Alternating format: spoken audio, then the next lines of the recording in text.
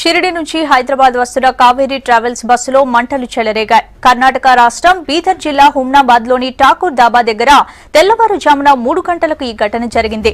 బస్సులో మంటలు చెలరేగడంతో ప్రయాణికులందరూ బయటకు దూకేశారు. బస్సు నుంచి దిగలేకపోయిన ఓ 3 ఏళ్ల చిన్నారి మంటల్లో సజీవ దహనమయ్యాడు. 4 ప్రయాణికులకు గాయాలయ్యాయి. కావేరీ ట్రావెల్స్ కు చెందిన ఈ బస్ నెంబర్ పాండిచేరిలో రిజిస్ట్రేషన్ అయ్యింది.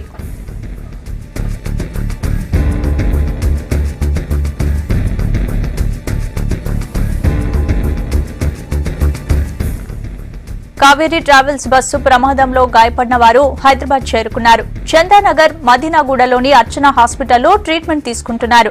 ట్రావెల్స్ యాజమాన్యం నిర్లక్ష్యం వహించిందని ఆరోపిస్తున్నారు. బాధితులు తమకు న్యాయం చేయాలంటున్నారు.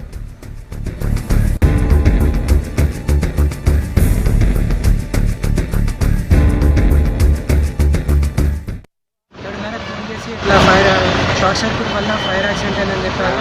కానీ బాగానే ఉన్నాం, మాకు ఏం అవ్వలేదన్నారు. ఇక్కడికి వచ్చి చూసేసరికి చాలా సీరియస్ పొజిషన్లో ఉన్నారండి. చాలా కాలిపోయినారు. అన్నయ్యకు చెయ్యి మొత్తం కాలింది, ముఖం కూడా కాలింది, వదినకు వీపు వెనకాల వీపు కాలింది, నాన్నకి షోల్డర్ పైన కాలిందండి. మా పిల్లలు కూడా ఉన్నారు జన్మలో, కాకపోతే అదృష్టం కొద్దీ మాకు పిల్లలకి ఏం అవ్వలేదండి. అన్నయ్య వాళ్ళకి మాత్రం బాగా సీరియస్గా ఉందండి. ఈ కావేరీ ట్రావెల్స్ వాళ్ళు జర్నీ చేసినప్పుడు ప్యాసింజర్ డిజైన్ పర్చుకున్నారు. ఎవరికి ఏమైంది ఇప్పటివరకు అడగడానికి కూడా ఇక్కడికి రాలేదండి. ఇక్కడికి మాత్రం వచ్చింది మమ్మల్ని, మా కుటుంబం బాధ్యులు 3 మాత్రమే పంపించారు. ఎంతమంది జరిగిందో తెలియదు. మా కుటుంబానికి కంపల్సరీ ఆర్థికంగా